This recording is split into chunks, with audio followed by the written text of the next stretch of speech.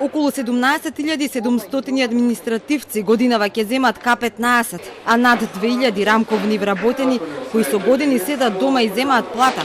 Министерот Манчевски тврди лично ќе се погрижи да не го добијат.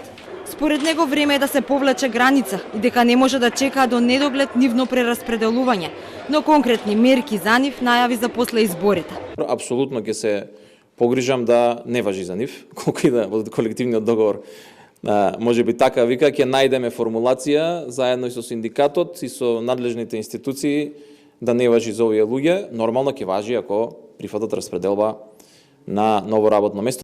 Реакциите пак во јавноста дека прво требаше реформа на администрацијата, па потоа награди. Манчевски ги правдаше со тоа што им било одземено на овие административци со антикризните мерки од 2011 година.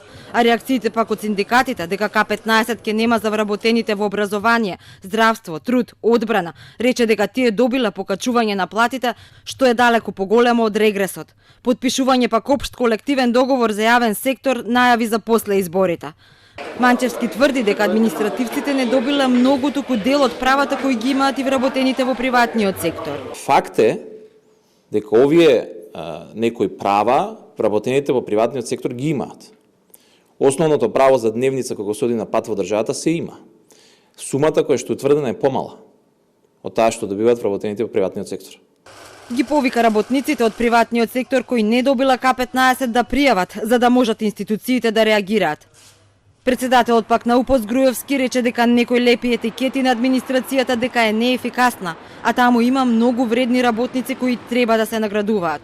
Без оглед што се обидуваат посебно приватниот сектор да налепат етикети дека се работи за неефикасна јавна администрација, јас напротив би ги демантирал. Секаде има неработници во сите установи и така и во администрацијата. Значи, по ништо не се разликува администрацијата од вкупниот амбиент во државата. Инаку покрај поголеми права К15 од минимум 9000 денари до крајот на годинава ќе земат вработените во државната управа, министерствата, судовите, обвинителствата, општините, агенциите, фондовите. Дел од потребните 2,5 милиони евра се обезбедени, а другиот дел ќе се обезбедат со ребаланс на буџетот.